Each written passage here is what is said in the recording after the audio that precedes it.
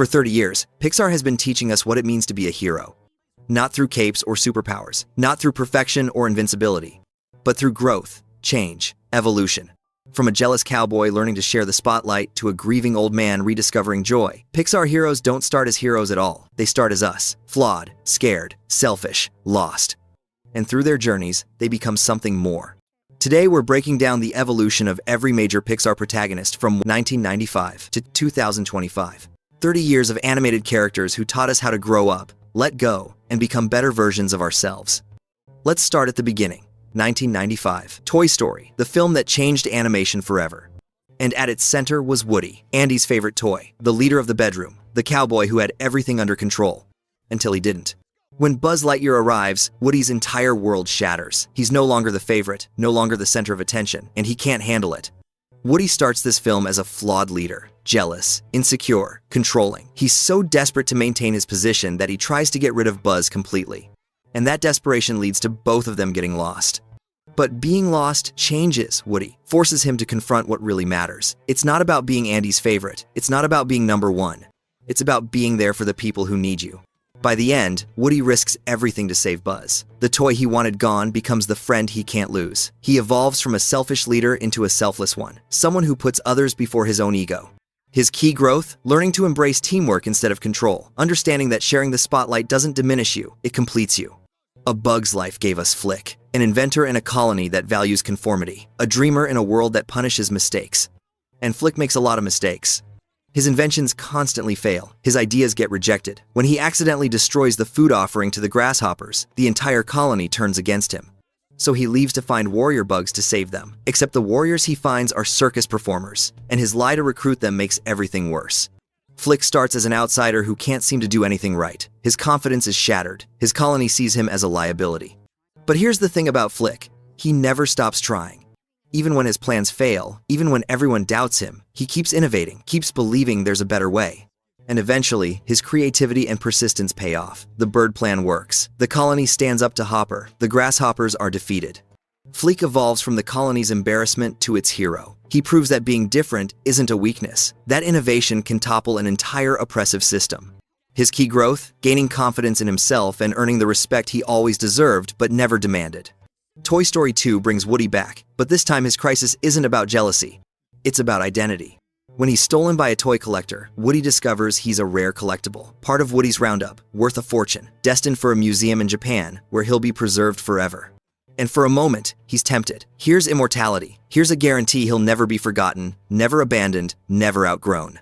But here's what Woody learns. Being remembered as a collectible means nothing if you're not truly lived. Jessie shows him the pain of being forgotten by a child who grew up, and Woody understands her fear, but he also understands something she doesn't yet. The pain of being outgrown is worth the joy of being loved. Woody chooses Andy, chooses the risk of eventual heartbreak over the safety of a glass case. He accepts that childhood is fleeting, that his time with Andy will end someday. But that doesn't make it less meaningful, it makes it more precious. His key growth? Accepting vulnerability, embracing the temporary, understanding that real love is worth the inevitable loss. Monsters. Incorporated gave us two heroes, Sully and Mike, best friends working in a fear-based industry. Sully is the top scarer, the best at his job. He takes pride in making children scream because that's how their world works. Fear powers their city. Then Boo happens, a human child who isn't afraid of him, who sees him as kitty, not monster. And everything Sully believes gets challenged. He starts seeing children differently, not as sources of screams to harvest, as innocent beings who deserve protection, not terror. When Waternoose and Randall's kidnapping plot is revealed, Sully doesn't just stop them, he revolutionizes the entire industry. Laughter becomes the new energy source, a system built on love instead of fear, and Sully leads that change. His evolution? From top scarer to compassionate protector, from someone who follows the system to someone who tears it down and builds something better. Mike evolves too. He starts obsessed with being a scarer himself, with success and recognition, but he learns to put friendship above ambition. To support Sully's vision even when it means sacrificing his own dreams. Their key growth? Both become leaders of an ethical revolution. They prove that compassion is stronger than fear. Finding Nemo introduced us to Marlin, a father whose entire family was taken from him in one brutal moment. And that trauma defined him. He becomes the most overprotective father imaginable. Every danger is magnified. Every risk is unacceptable. He suffocates Nemo with fear disguised as love. And that overprotection pushes Nemo away, leads to him getting captured, forces Marlin on a journey across the entire ocean. But that journey changes Marlin. Dory teaches him spontaneity. The sea turtles teach him to let go. The whales and sharks teach him courage he never knew he had. And in the film's climax, Marlin faces his worst fear. He has to let Nemo swim into danger, has to trust his son to be brave and capable. And Nemo succeeds, proves he's stronger and more capable than his father ever gave him credit for. Marlin's evolution is heartbreaking and beautiful. He goes from fear-driven parent to trusting father, from someone who shelters to someone who empowers. His key growth? Learning that real courage isn't protecting your children from everything. It's trusting them to handle challenges. It's letting them grow even when it terrifies you. The Incredibles introduces Bob Parr, once known as Mr. Incredible, a retired superhero trying to live a normal suburban life after heroes are forced into hiding. But Bob struggles deeply with that ordinary life. His insurance desk job frustrates him, the routine wears him down, and he secretly longs for the excitement and purpose he once had as a hero. That longing pushes him into risky decisions. He sneaks out with Lucius to listen to police scanners, lies to Helen about where he's going, and eventually gets recruited by Mirage, unknowingly stepping into Syndrome's trap. His attempt to relive his past nearly gets him killed and puts his entire family in danger. But everything changes when his family arrives on the island. Helen's leadership, Dash's speed, Violet's shields, and Jack's emerging powers show him that his family isn't a burden, they're his greatest strength. Bob realizes he can't do everything alone. He doesn't need to chase the man he used to be. His real power comes from working with the people he loves. By the end of the film, Bob's growth is clear. Heroism isn't about ego or past glory. It's about unity, trust, and protecting the people who matter most. Cars introduced Lightning McQueen, a rookie race car with talent and an ego to match. He's fast, he's skilled, and he thinks he doesn't need anyone. When he gets stranded in Radiator Springs, Lightning is furious. This isn't the fast lane. This is nowhere. A dying town full of has-beens and nobodies. But Radiator Springs teaches Lightning what racing never could. Sally teaches him that life is about the journey, not the destination. Mater teaches him loyalty and genuine friendship. Doc Hudson teaches him that there's more to life than winning. Doc especially impacts Lightning. Here's a 3-time champion who lost everything when he crashed. The racing world moved on without him, forgot him, and that pain shaped Doc's entire life. Lightning sees what happens when winning is all you have. When the trophies fade and the fans leave, what's left? So, in the final race, Lightning makes a choice. He's about to win the Piston Cup. His dream is right there. But the king crashes, and Lightning remembers Doc, remembers what it feels like to be forgotten, to have your career end in humiliation instead of glory. So he gives up the win, turns around, pushes the king across the finish line, so he can end his career with dignity. Lightning's evolution is complete. From selfish rookie to compassionate champion. From someone who races for glory to someone who races for the love of it. His key growth? Choosing people over prizes. Understanding that how you treat others matters more than how many trophies you collect. Ratatouille gave us Remy, a rat who dreams of becoming a chef in a world that sees rats as pests to be exterminated. The odds are impossible. The prejudice is absolute, and Remy knows it. His own family tells him to give up, to accept his place, to stop reaching for something he'll never have. But Remy can't, because cooking isn't just a dream for him, it's who he is. So he partners with Linguini, the worst cook in Gusteau's kitchen. Together, they create magic. Remy's talent and Linguini's human hands combine to produce dishes that stun critics and delight customers. But when Remy's secret is revealed, everything falls apart. The kitchen staff walks out. Linguini turns on him. The restaurant faces closure. Remy has to make a choice, give up or prove that talent transcends species. He chooses to fight, brings his entire colony to help, and they cook the meal that changes everything. Anton Ego, the harshest critic in France, tastes Remy's ratatouille, and for the first time in decades, he's not a critic. He's a child again, tasting his mother's cooking, feeling pure joy. Ego's review doesn't just defend Remy, it redefines what's possible. Not everyone can become a great artist, but a great artist can come from anywhere. Remy's evolution is revolutionary. He fights prejudice to prove that talent matters more than labels. That greatness can come from the most unexpected places. His key growth? Learning to balance ambition with loyalty. Following his dreams without abandoning the family that doubted him, but ultimately supported him. Wall-E gave us the smallest hero with the biggest heart. A trash compactor robot left alone on an abandoned Earth for 700 years. He's the last one working, the last one who cares.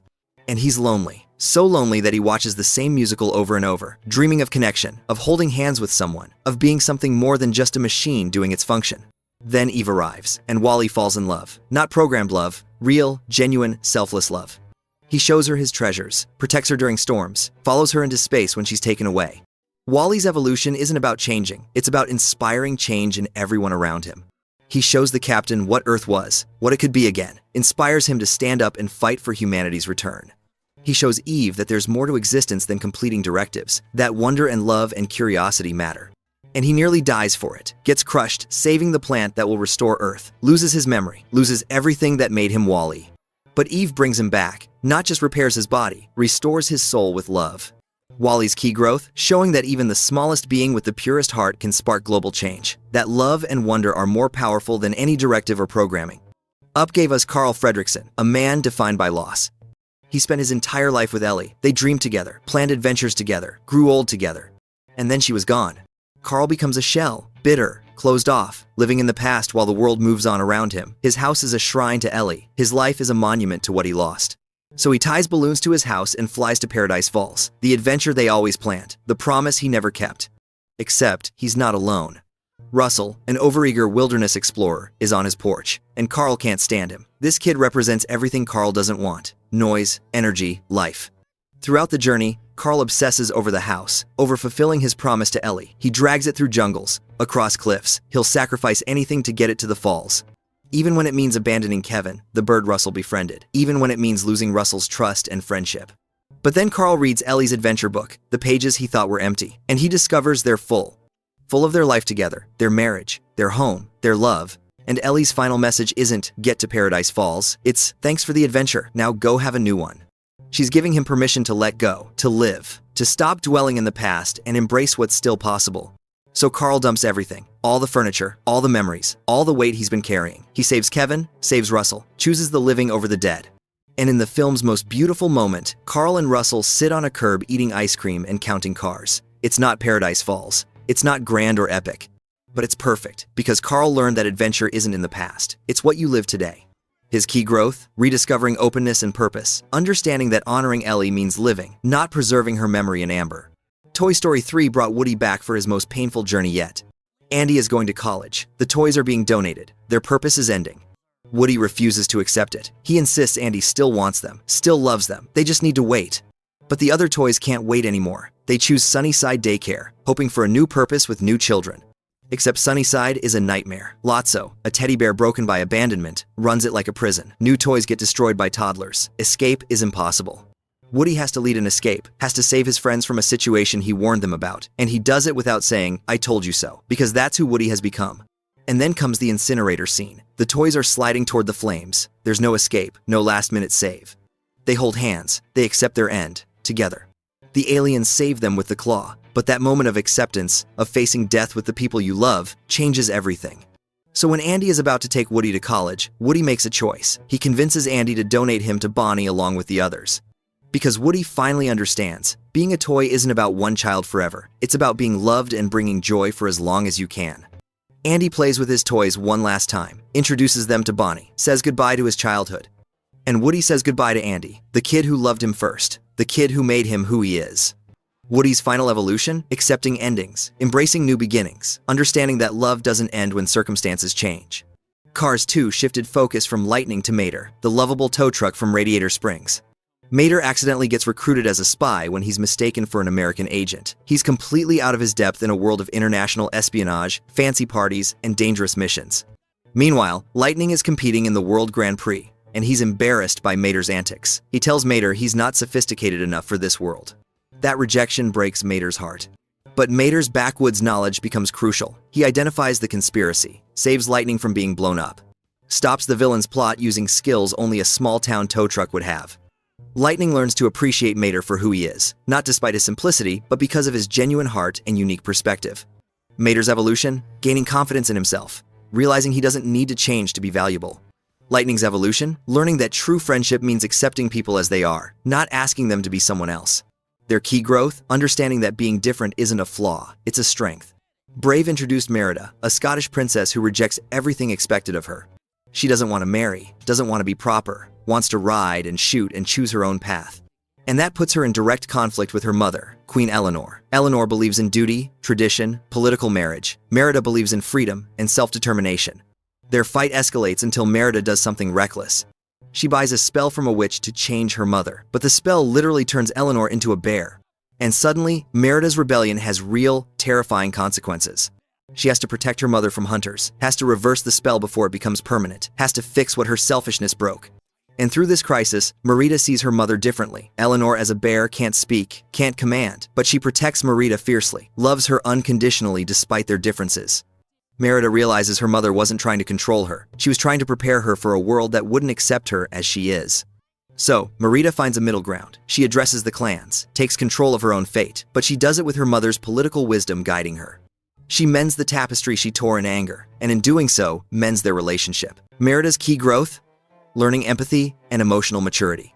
Understanding that growing up doesn't mean abandoning yourself. It means finding balance between who you are and the responsibilities you carry.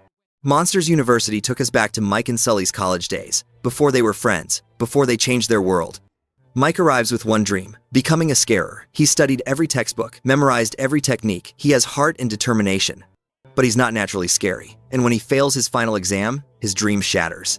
Sully is the opposite, naturally gifted, effortlessly scary, but lazy, coasting on his family name and raw talent. They're forced to work together when they both get kicked out of the scaring program. They join Uzma Kappa, the loser fraternity, to compete in the scare games. And through training this misfit team, both Mike and Sully evolve. Mike learns that talent alone isn't enough, that being smart and strategic matters, that leadership means lifting others up. Sully learns that effort matters more than raw ability, that his talent is wasted without dedication, that his friends are his greatest strength. But Mike also learns the hardest truth. When he discovers Sully rigged his final scare score, he's devastated. Because it confirms his worst fear, he's not scary, he never will be. So Mike does something reckless. He enters the human world through a door to prove he can scare, but he can't. The children laugh at him, and he nearly gets them both killed. But working together, Mike and Sully generate so much scream energy escaping from the human authorities that they become legendary. Their key growth? They become a team through failure, not success. Mike accepts he'll never be a scarer, but finds purpose in other ways. Sully learns to work hard and value others. Together, they're unstoppable. Inside Out gave us Joy, the leader of Riley's emotions, the one who keeps everything running smoothly. And Joy believes happiness is the only emotion that matters.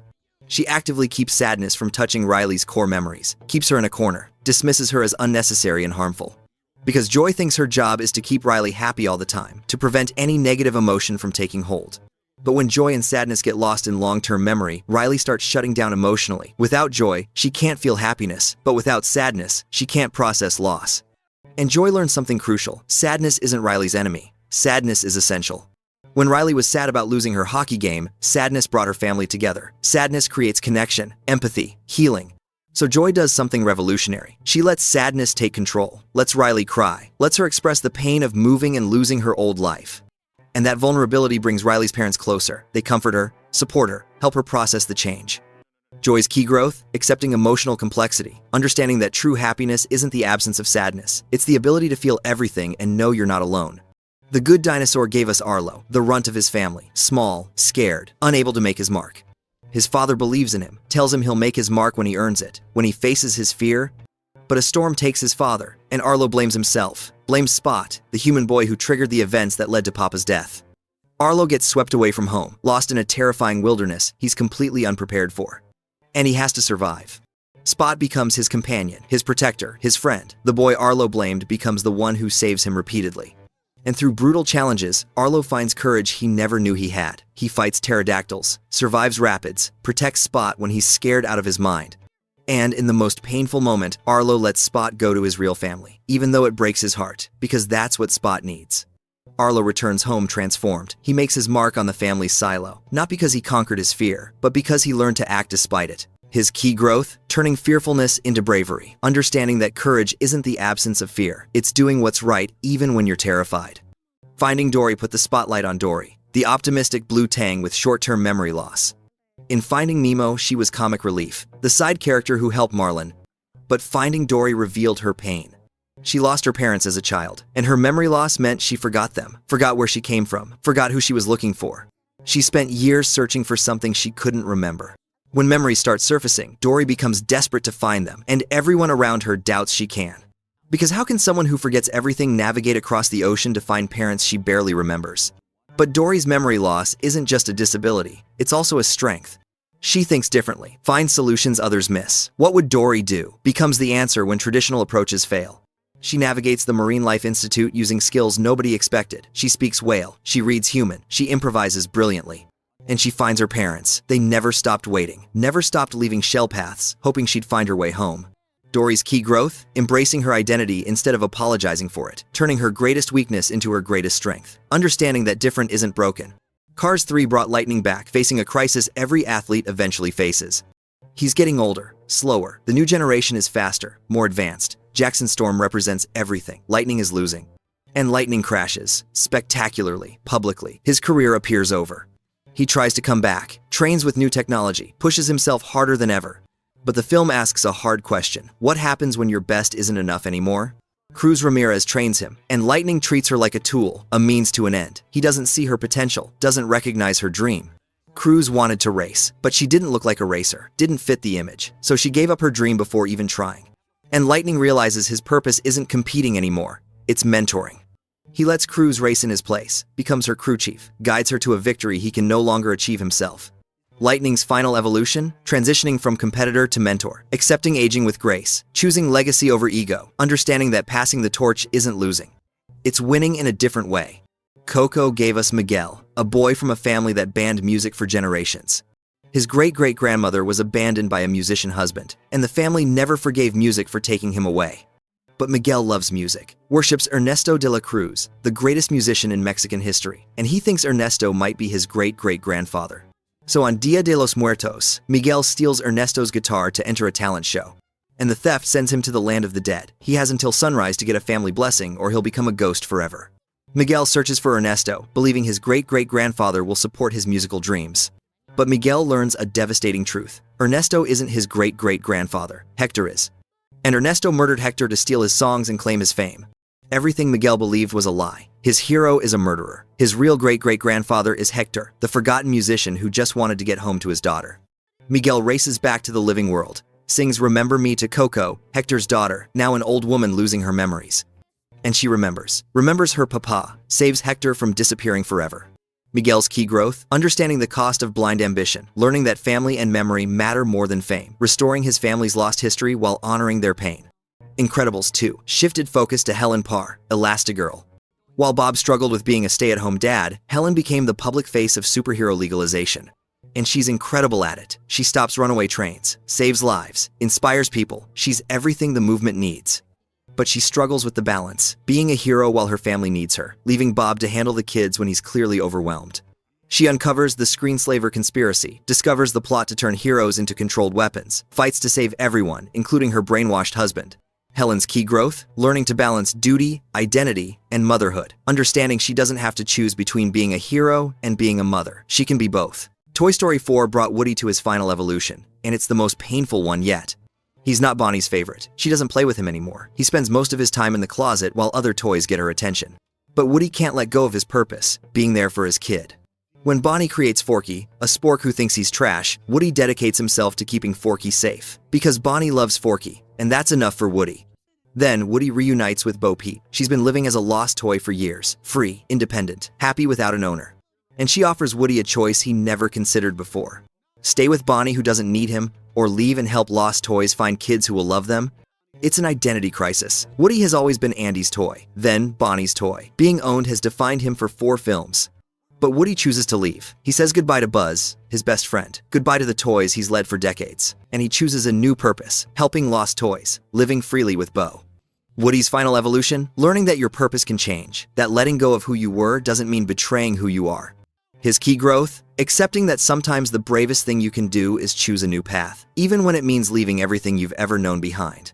Onward gave us Ian, a shy, insecure teenager who never knew his father. On his 16th birthday, he receives a wizard staff and a spell to bring his dad back for one day. Except the spell goes wrong. They only get their dad's legs. They have 24 hours to find a phoenix gem and complete the spell before he disappears forever. Ian's brother Barley is his opposite, loud, confident, living in fantasy, while Ian lives in anxiety. But the quest changes Ian. He learns real magic, gains confidence, becomes the wizard and the brother he never knew he could be. And Ian realizes something heartbreaking and beautiful. He wanted one day with his dad, but Barley gave him 16 years of being a father figure. So Ian makes a sacrifice. He lets Barley say goodbye to their dad while Ian fights the dragon, because Barley deserves that moment more. Their key growth? Learning that family isn't defined by who's missing. It's defined by who's been there all along. Ian becomes confident. Barley realizes his worth. Together they discover they already had what they were searching for. Soul gave us Joe Gardner, a middle school music teacher whose life hasn't turned out the way he planned. He finally gets his big break, a chance to play with a jazz legend. And then he falls down a manhole and dies. Joe ends up in the Great Before, where souls develop personalities before birth, and he's desperate to get back to his life. He meets 22, a soul who's been in the Great Before for thousands of years because she can't find her spark. She doesn't see the point of living. But when 22 accidentally ends up in Joe's body, she experiences Earth, and she finds wonder in everything Joe takes for granted. The taste of pizza, the feel of wind, the beauty of falling leaves, human connection. Joe gets his big break, plays the performance of his life, and feels nothing, empty, because he thought this moment would complete him, give his life meaning. But it didn't. Joe learns that life's meaning isn't in achieving your dream, it's in living, in experiencing the moments, in connecting with others. 22 learns that her spark isn't one big thing, it's all the small things, the joy of being alive. Their key growth? Joe shifts from obsessive ambition to appreciating life itself. 22 finds purpose by understanding small joys. Meaning comes from living, not achieving. Luca gave us Luca, a sea monster boy told to fear the surface world. His family warns him, humans are dangerous, that curiosity will get him killed. But he meets Alberto, another sea monster who lives on the surface, and Alberto shows him wonder. They can become human on land, they can ride Vespas, they can have adventures. They sneak into Porto Rosso to win a Vespa in a race, but they have to hide what they are. Any water reveals their sea monster forms. Luca befriends Julia, a human girl, and Alberto feels replaced, abandoned, just like he was abandoned by his father. When Alberto reveals himself as a sea monster to save Luca from bullies, the town turns on him, and Luca, in fear, pretends not to know him. It's Luca's worst moment, choosing acceptance over loyalty. But in the final race, when Rain threatens to reveal Luca, he makes a different choice. He reveals himself, shows the town what he really is. And he does it to stand by Alberto, to show his friend he won't abandon him again. The town accepts them. Luca goes to school. Alberto stays in Porto Rosso with a new father figure in Massimo. Their key growth? Luca transforms from fearful rule follower to brave explorer. Alberto learns self-worth beyond competition. Friendship becomes their emotional transformation. Turning Red gave us Mei Li, a 13-year-old girl who does everything right. Perfect grades, perfect daughter, perfect temple helper. She lives to please her mother, Ming. Until puberty hits, literally. She transforms into a giant red panda whenever she feels strong emotions. And her mother has a ritual to seal the panda away forever. But Mei discovers she can control it, and the panda is fun, liberating. It lets her be herself instead of the perfect daughter Ming expects. So Mei makes a choice that terrifies her mother. She keeps the panda, keeps the messy, emotional, imperfect part of herself. And that choice forces Ming to confront her own repressed emotions, her own giant panda form that she sealed away to please her mother. Mei breaks the cycle. She chooses authenticity over perfection, messy truth over comfortable lies. Her key growth? Accepting her identity, messy emotions, red panda, and all. Growing up means choosing who you want to be, not who others expect. Lightyear gave us Buzz's origin story, how the toy's hero became a legend. Buzz attempts a hyperspeed test and accidentally maroons his crew on a hostile planet for years. And he becomes obsessed with fixing his mistake. He tests hyperspeed over and over, each test jumping him years into the future, while only minutes pass for him. His friends age, have families, build lives, and Buzz stays the same, frozen in his mission, refusing to move forward. By the time he's ready to make his final attempt, everyone he knew is gone. He has to work with their descendants, and he resents it because they're not the team he lost. But Buzz learns he can't save the future by clinging to the past. His guilt has cost him years, relationships, life. He finally accepts his new team, lets go of his guilt, moves forward instead of backward. His key growth? Accepting teamwork, relinquishing guilt, understanding that you can't change the past, but you can build a better future. Elemental gave us Ember, a fire element living in Element City, expected to take over her father's shop and continue his legacy. She's dutiful, passionate, but burning herself out trying to meet expectations she never chose for herself.